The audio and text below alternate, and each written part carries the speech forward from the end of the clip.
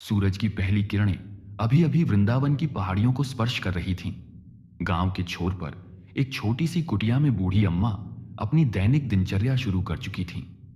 उम्र के 70 बसंत देख चुकी इस वृद्धा के बाल चांदनी से धुले हुए, चेहरे पर झुर्रियां जीवन के अनुभवों की कहानियां बयान करती थीं।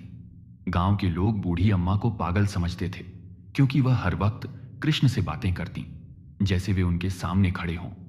हर सुबह तुलसी के पौधे से पत्ते तोड़कर माला बनाकर अदृश्य कृष्ण के गले में पहनाती और फिर दिन भर उनसे बातें करती रहती। देखो कान्हा, आज मैंने तुम्हारे लिए ताजा माखन निकाला है। बूढ़ी अम्मा अपने आंगन में बैठी मुस्कुरा रही थी। जानती हूं तुम्हें माखन मिश्री बहुत पसंद है। गांव के बच्चे कभी कभी उनकी कुटिया के बाहर खड़े होकर उनका मजाक उड़ाते। देखो, पागल बूढ़ी अम्मा फिर अपने काल्पनिक कृष्ण से बातें कर रही हैं। एक लड़का चिल्लाया। अरे कृष्णा भगवान तो द्वारका में राजा हैं, इस बूढ़ी औरत के झोपड़े में क्यों आएंगे? दूसरा हंसा। लेकिन बूढ़ी अम्मा कभी परेशान नहीं होती। वह बच्चों को देखकर मुस्कुराती और कहती, आओ बेटा, कृष्ण तुम्हारे लिए भी इंतजार कर रहे हैं। गांव का सबसे अमीर व्यापारी सेठ धनपाल बूढ़ी अम्मा की जमीन पर नजर रखे था। वह चाहता था कि ग्राम सभा इस पागल बुढ़िया को गांव से निकाल दे, ताकि वह उस जमीन पर एक धर्मशाला बनवा सके, जिससे उसका नाम भी हो और पैसा भी कमाया जा सके। एक दिन अचानक गांव में भयंकर सूखा पड़ा। हफ्तों तक एक बूंद पानी नहीं बरसा।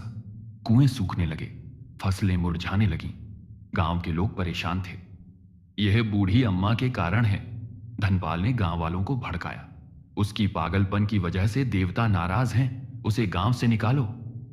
अंधविश्वास में डूबे गांव वालों ने उस रात बूढ़ी अम्मा की कुटिया घेर ली। उन्होंने दरवाजे पर दस्तक दी। बूढ़ी अम्मा, बाहर आओ, तुम्हें गांव छोड़ना होगा। बूढ़ी अम्मा ने शांति से दरवाजा खोला। उसके चेहरे पर कोई डर नहीं था। मेरे भाइयों और बहनों, रात बहुत हो गई है, सुबह बात करेंगे, पहले भूखे प्यासे मत जाओ। मेरे पास थोड़ा भोजन और जल है, ग्रहण करो। लोग चकित थे। इतने सूखे में भी बूढ़ी अम्मा के पास भोजन और जल कैसे? जब वे अंदर आए तो देखा कि बूढ़ी अम्मा के आंगन में तुलसी का पौधा हरा भरा था और कुटिया के पीछे एक छोटा सा झरना बह रहा था। यह कैसे संभव है? धनपाल हकबका गया।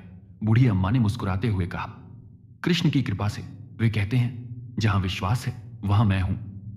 उसी रात एक अजीब बात हुई। गांव के हर घर में कोई अनजाना मेहमान आया। एक सुंदर नौजवान, जिसकी आंखें गहरे सागर की तरह थीं, मुस्कान चांदनी सी चमकती थी। वह हर घर में चंद मिनट रुका, कुछ कहा और चला गया। सुबह जब गांव वाले एक दूसरे से मिले तो हर किसी ने कहा कि रात एक अजीब मेहमान आया था, जिसने कहा था कि वे बूढ़ी अम्मा के साथ अन्याय न करें, बारिश जल्द आएगी। और फिर अचानक आसमान में बादल गिराए। ऐसी वर्षा हुई जैसे आसमान फट गया हो। धरती की प्यास बुझ गई। गांव वाले बूढ़ी अम्मा की कुटिया पर इकट्ठा हुए, इस बार माफी मांगने। जब वे वहां पहुंचे तो देखा कि बूढ़ी अम्मा अपने आंगन में कृष्ण के लिए पालहारी भोग सजा रही थी। बूढ़ी अम्मा, हमें माफ कर दो, गांव के मुखिया ने कहा। बूढ़ी अम्मा हंसी। माफी मांगने की जरूरत नहीं। कृष्ण समझते हैं कि परेशानी में मनुष्य कभी कभी अपना विवेक खो देता है। क्या वो नौजवान वाकई कृष्ण थे? एक बच्चे ने पूछा।